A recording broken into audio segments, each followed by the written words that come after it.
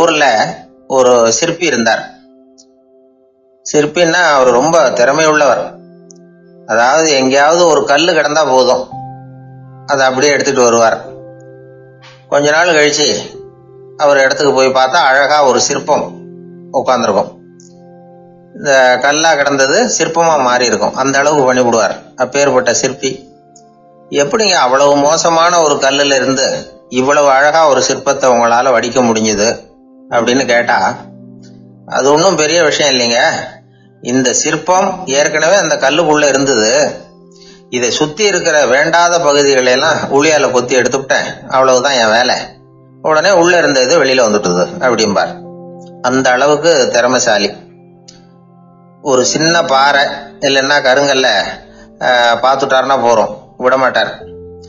அந்த கல்லோட அமைப்பை கவனிச்சு பார்த்துட்டு இதுக்குள்ள ஒரு வீரன் ஒளிஞ்சிருக்கான் பார். அவர் கண்ணுக்கு தெரியும்.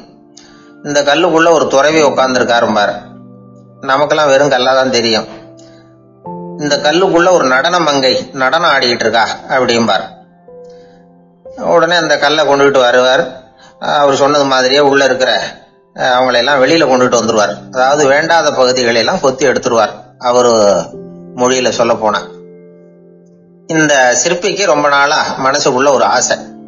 அதாவது உண்மை, தூய்மை, இதுக்கு உதாரணமா இருக்கக்கூடிய புத்தர் சிலைய வடிக்கணும் அப்படிங்கிறது அவரோட ஆசை. ஆனா அந்த ஆசை நிறைவேறாமலே இருந்துகிட்டு வந்தது. அதுக்கு என்ன காரணம்னா, அதுக்கு தகுந்த மாதிரி ஒரு கல்லு கிடைக்கல. கல்லு கிடைச்சா அதை செஞ்சிருவாரு. ரொம்ப காலமா அங்கங்க தேடி அலைஞ்சார். இந்த புத்தர் சிலை வடிக்கிறதுக்கு பொருத்தமா ஒரு கல்லு கிடைக்குமா அப்படின்னு சொல்லி கண்ணுல படுற கல்லையெல்லாம் உத்து உத்து பார்ப்பார். உள்ள புத்தர் இருக்காரான்னு கவனிப்பார். இருக்கிற மாதிரி எதுவும் தெரியல அவர் கண்ணுக்கு. சரி, இதுக்கு என்ன செய்யலாம்னு யோசனை பண்ணார். நேரா ஒரு புத்த மடாலயத்துக்கு போனார். அங்க இருக்கிற ஒரு புத்த துறவியை சந்திச்சார். அவர்கிட்ட விசாரிச்சார், சுவாமி, புத்தரின் தூய்மை ஒளிஞ்சிருக்கிற அந்த கல் எங்க கிடைக்கும் அப்படின்னார். அந்த கல் இருக்கிற இடம் எதுன்னு இன்னமும் உங்களுக்கு தெரியலையா அப்படின்னு கேட்டார் துறவி. இல்லைங்க, அதுக்காகத்தான் அலைஞ்சிட்டு இருக்கிறேன் அப்படின்னாரு இவரு. சரி, கவலைப்படாதீங்க, ஏன் கூட வாங்க காட்டுறேன் அப்படின்னு அழைச்சிட்டு போனார். எங்க போனார்னா, அந்த மடாலயத்தின் பின்பக்கம் போனாங்க. 2 பேரும் போனாங்க. அங்க போய் பார்த்தா அங்க ஒரு கிணறு இருந்தது. என்ன அது, நாம கேட்டது கல்லு, இவர் அழைச்சிட்டு வந்து காட்டுறது கிணறு அப்படின்னு இவருக்கு சந்தேகம். ஒரு மாதிரியா பார்த்தார். அவரு சொன்னார், துறவி எட்டி பாருங்க உள்ள அப்படின்னாரு. கிணறுக்குள்ள என்ன இருக்கும்னு இவருக்கு தெரியாதா, இருந்தாலும் அவர் சொல்றாரு அப்படின்னு சொல்லி எட்டி பார்த்தார். பார்த்தா அதுல தண்ணி இருந்தது. அந்த தண்ணியில தன்னோட உருவம் தெரிஞ்சது. இப்ப அந்த புத்த ஞானி சொன்னார், துறவியாரே, புத்தரை நாம தான் ஒளிச்சு வச்சிருக்கிறோம், நமக்குள்ளதான் அவர் மறைஞ்சிருக்கிறார். அவரை அடையாளம் தெரியாதபடி மூடி இருக்கிறது எது தெரியுமா? நம்ம கிட்ட இருக்கிற கோபம், போலித்தனம், பதட்டம், ஆசை, இதெல்லாம் தான்.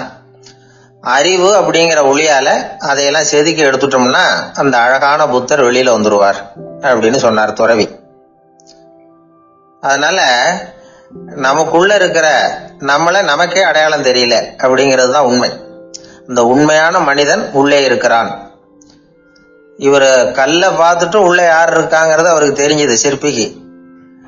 ஆனா உண்மையான புத்தர் எங்க இருக்காருங்கிறத அவரால் அடையாளம் கண்டுபிடிக்க முடியல. அப்படிதான் பல பேர் இன்னைக்கு இருந்துகிட்டு இருக்கிறோம். ஒரு அப்பா தன்னுடைய பிள்ளைக்கு புத்தி சொன்னார், அதோ பாருப்பா, மனசுதான் கல்லு, அறிவு தான் ஒளி. உன்னுடைய மனசுங்கிற கல்ல அறிவுங்கிற ஒளியால செதுக்கி அழகான மனிதனா நீ வெளியில வரணும்னார். அதுக்காக தான்ப்பா தேடிட்டு இருக்கேன்னா அவன். மனசுங்கிற கல்ல தேடிக்கிட்டு இருக்கிறியா அப்படின்னு கேட்டார். இல்லப்பா, அறிவுங்கிற ஒளி எங்க இருக்குன்னு தெரியல எனக்கு, அதை தான் தேடிக்கிட்டு இருக்கிறேன் அப்படின்னு நானா. அதனால அறிவை தேடிக்கிட்டு இருக்கிறவன் என்னைக்கு உண்மையை கண்டுபிடிக்க போறான்? அதையே கண்டுபிடிக்க முடியலங்கும் பொழுது, அதனால நாம் யார் அப்படிங்கறது நமக்கு அடையாளம் தெரியணும். அந்த அடையாளம் தெரிஞ்சுட்டா வாழ்க்கையில வெற்றி நிச்சயம்.